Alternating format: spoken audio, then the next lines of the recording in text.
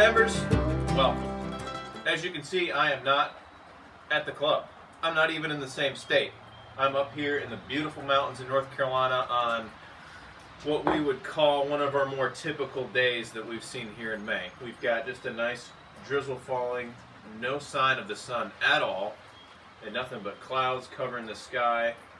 I'm getting caught up on my Seinfeld reruns, hanging out with my right-hand man over here, who's really not that excited about the rain either.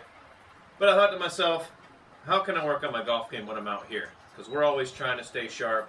How can we help you as the members work on your game when there's really not a whole lot of opportunity to get out there and play on the golf course, assuming you don't want to get wet, like us in the shop.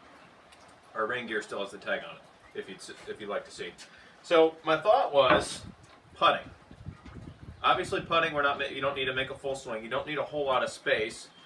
Last week we covered briefly in our introduction with Keith and TrackMan kind of what the club path does to the ball on a full swing. Well, what I wanted to do to demonstrate here is show you a little drill or something that we can do at home to help work on our putting arc and understand what that looks like and why we kind of do some of the things we do, the things that we teach on putting to make us as consistent as possible, because making more putts is all about giving yourself the most opportunity. You're going to have more opportunity if you're more consistent, have a lot fewer moving parts, and give the most consistent stroke as much as possible. So, what I have here, very simply, I'm on my porch outside, dog sniffing the ground, not looking for bugs or whatever. I'm looking at we'll call it just the wall, okay? I'm looking at the wall here. So, with a putting stroke, it's very important to remember that what we're trying to do is eliminate as much excess movement as possible. Okay, so you have your hands connected to the putter, right? Obviously your hands go to your arms, and arms to your shoulders to your torso. Okay, so in putting, you've heard us say all we want to focus on doing is stroke it with our shoulders primarily. You've seen us do this move.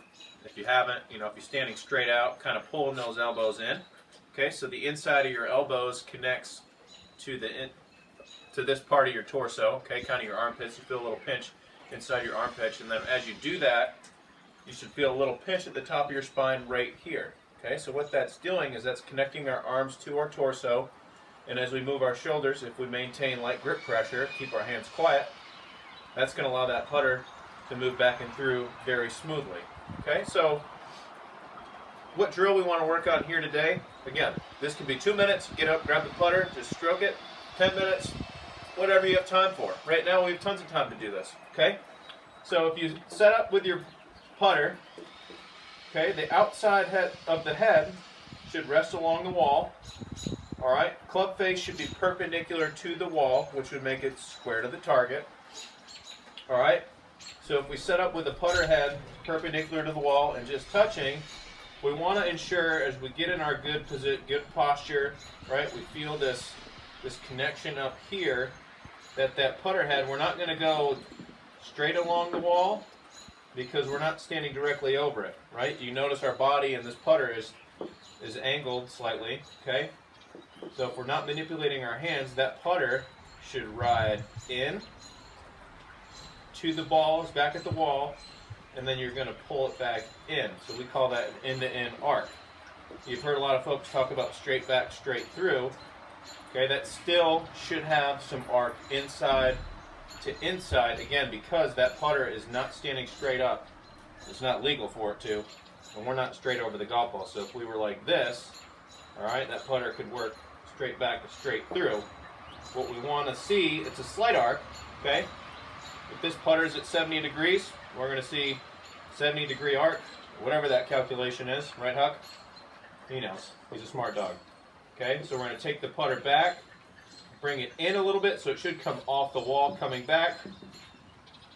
Contact impact position should be the toe on the wall. And then as you continue to stroke your shoulders, it should come in a little bit, okay? So we're going to putt this towards the dog gate.